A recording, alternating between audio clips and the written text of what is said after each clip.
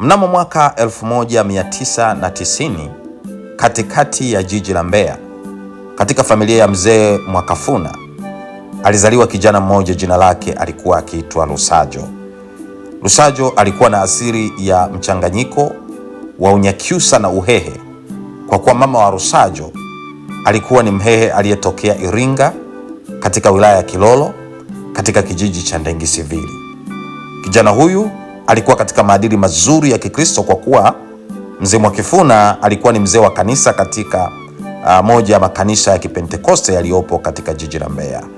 Na baadaye mzee Mwakifuna alifanikiwa kuwa mchungaji, kwa kuwa katika kanisa ambalo alikuwa mzee wa kanisa, ambalo aliachiwa na wamisionari ambao walikuwa wamekuja kulianzisha, baadaye walimfanya yeye kuwa mchungaji na msimamizi wa kanisa hilo.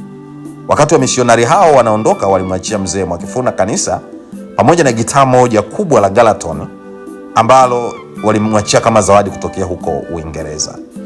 Lusajo aliendelea na masomo yake darasa la kwanza, la pili, la tatu na la nne, na alipofika darasa la tano, Lusajo alianza kujifunza namna ya kucheza gitaa la Galatoni ambalo lilikuwepo tu nyumbani, kwa kuwa hakukuwa na mpigaji, kwa kuwa mzee Mwakifuna alikuwa yuko busy sana na majukumu ya kulihudumia kanisa.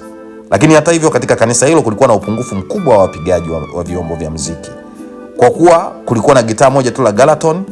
Lakini kwa kuwa mzee Mwakifuna alikuwa anatakiwa kuhudumia kanisa kwa huduma mbalimbali, hakuwa akipata muda wa kuweza kucheza gitaa hilo kanisani. Hivyo Lusajo alipoonyesha nia ya kutaka kujifunza gitaa, mzee Mwakifuna aliona ni jambo jema sana kuwekeza jitihada za kijana wake Lusajo kuweza kujifunza kujua kupiga gitaa la Galaton.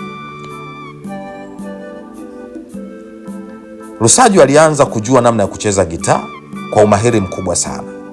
Ghafla nyota ya Lusajo ilianza kung'ara sana katikati ya moyo wa jiji la Mbeya, kwa kuwa kila mkutano mkubwa wa injili au kongamano lolote kubwa la uimbaji, ili liweze kufanikiwa, alihitajika Lusajo awepo ili kuweza kutoa miongozo ya namna ya kuweza kuseti vyombo vya muziki, lakini pia yeye awepo miongoni mwa wapigaji ambao wangefanya ibada zote kuwa nzuri kutokana na milindimo mizuri ya upigaji wa gitaa la solo la bwana Lusajo.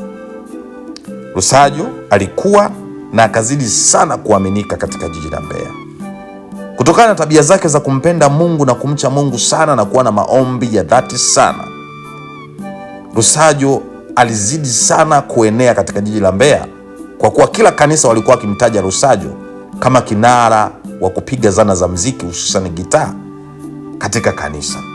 Lusajo alikuwa amejiwekea utaratibu wa kuwa na maombi ya kufunga na kuomba kila wiki, ambapo kila Ijumaa na Jumamosi alikuwa akifunga na kuombea huduma yake ya uimbaji, lakini pia huduma yake ya kupiga gitaa la solo, lakini huduma yake ya kuwa kiongozi katika ibada za kusifu na kuabudu. Kwa hakika Mungu alikuwa akiyasikiliza maombi ya Lusajo, kwa sababu Lusajo alikuwa akisimama madhabahuni. Haichukui muda mrefu watu wote walikuwa wakianza kulia na kububujika na kunena kwa lugha, na walikuwa wakikutana na Mungu kupitia huduma nzuri ya kusifu na kuabudu ambayo Lusajo alikuwa akiifanya katika makanisa mbalimbali katika jiji la Mbeya. Kuna kipindi Lusajo alikuwa akishashika tu gitaa, waimbaji hawakutakiwa kuimba chorus mara mbili. Walikuwa wakiimba chorus mara moja tu, Roho Mtakatifu anashuka, wingu linatanda katika ibada, na Mungu anawahudumia watu wake kwa viwango visivyokuwa vya kawaida. Hii ni dhahiri kwamba Mungu alikuwa pamoja na Lusajo. Mungu alikuwa pamoja na vidole vya Lusajo, kwa kuwa kila Lusajo akishika gitaa la solo, akicheza kidogo tu, kanisa zima lilikuwa likijaa Roho Mtakatifu na kububujika machozi mengi, kwa sababu ya zile ala ambazo zilikuwa zimejaa huzuni ya furaha isiyoelezeka, na namna ambavyo alikuwa akayafikisha watakatifu wa Mungu katika patakatifu pa patakatifu kulingana na umahiri wake wa upigaji uliojaa utaua na uchaji wa Mungu. Ni dhahiri kuwa huduma ya Lusajo ilikuwa ya baraka sana sana sana, na Mungu alimtumia sana Lusajo. Lusajo baada ya kuhitimu darasa la 7 alifanikiwa kufaulu na kujiunga na shule ya sekondari Mwakaleli, ambapo alifanya vizuri sana katika masomo yake na akazidi kupata exposure kubwa sana, kwa kuwa alipata mchanganyiko wa wanafunzi kutokea mikoa tofauti tofauti. Wengine walitokea Dar es Salaam, wengine walitokea Mwanza, wengine walitokea Arusha, na wengine walitokea Kilimanjaro na Tanga. Wote hao walikuwa ni wanafunzi ambao walikuwa ni marafiki wa Lusajo wakati akisoma shule ya sekondari Mwakaleli. Alishirikiana nao vizuri katika fellowship ya Kasfeta, ambapo alichaguliwa kuwa mwenyekiti wa Kasfeta, lakini pia alichaguliwa kuwa kiongozi wa idara ya kusifu na kuabudu katika shule ya sekondari Mwakaleli.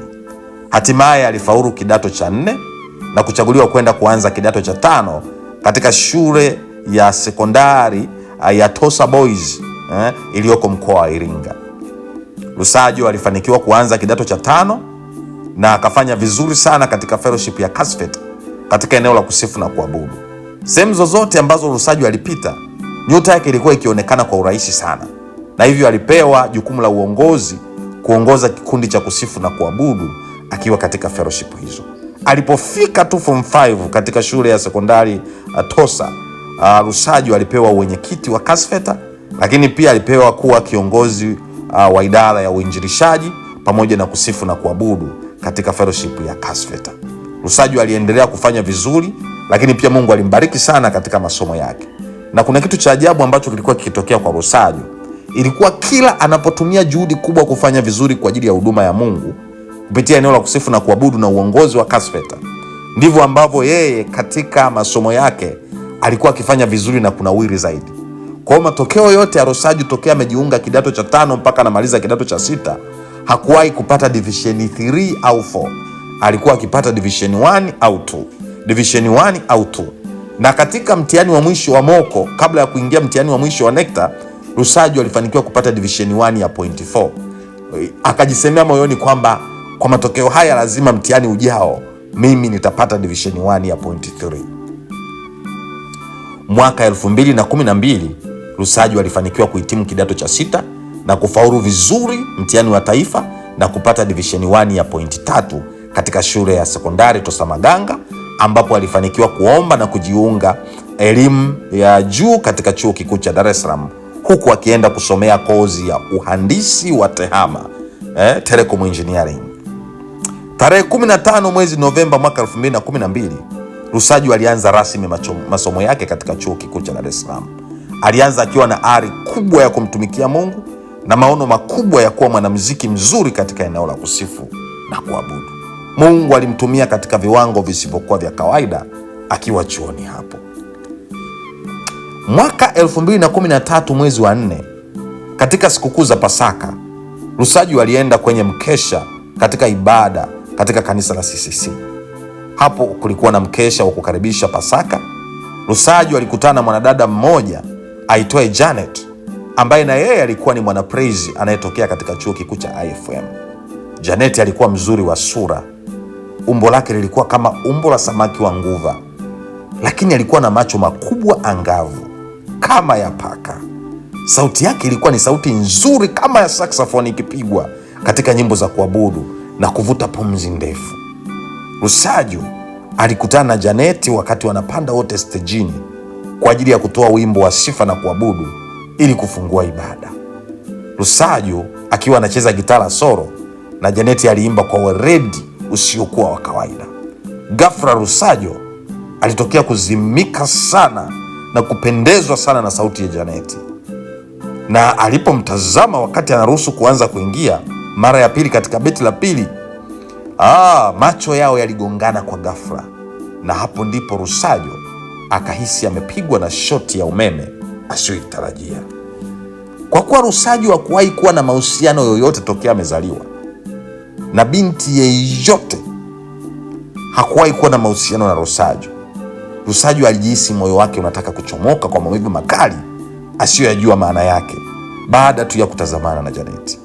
Ghafla wote wawili walijikuta wakitabasamu, huku nyuso zao zikitazamana kwa wasiwasi mkubwa. Walijikuta wote wamerudi kwenye wimbo, na hatimaye ibada ikaendelea na mwishoni ikaisha.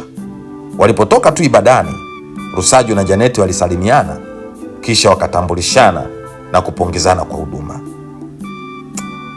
Janet: "Hai kaka, habari?" Lusajo: "Salama tu, shalom shalom." Janet aliitikia shalom. "Mimi naitwa Janet. Natokea IFM. Niko mwaka wa pili pale, nasomea kozi ya bafu." Lusajo naye akajibu, asante sana. "Mimi naitwa Lusajo Mwakifuna. natokea Mbeya, kwa sasa niko UD nafanya telecom engineering. Asante sana. Wote walitabasamu kwa furaha na baadaye wakapeana namba za simu. Basi, naomba nipatie namba yako ya simu tuweze kuwasiliana katika huduma, alijibu Janeti. Lusajo akakubali, akampatia namba yake ya simu. Wote waliseviana namba zao na hatimaye kila mmoja aliingia kwenye gari waliokuwa wameikodi, Costa ambazo zilikuwa zimekodiwa na vyuo vyao kwa ajili ya kuwapeleka kwenye kongamano hilo la mkesha wa Pasaka, na baadaye walirudi nyumbani. Je, kitu gani kitatokea baada ya hawa watu wawili kubadilishana namba zao za simu? Je, walipofika huko chuoni masomo yao yaliendaje? Na masuala yao ya mahusiano yaliyoanza kuchipuka yalikuwaje? Tafadhali usikose mwendelezo wa simulizi hii ya The Church Musician inayokujia kutoka hapa Chavala Music, yenye lengo ya kuwasaidia waimbaji na watumishi wa Mungu wanaomtumikia Mungu katika eneo la kusifu na kuabudu na upigaji wa zana za muziki makanisani, inayokujia kutoka hapa Chavala Music. God bless you, tukutane episode 2. Amen.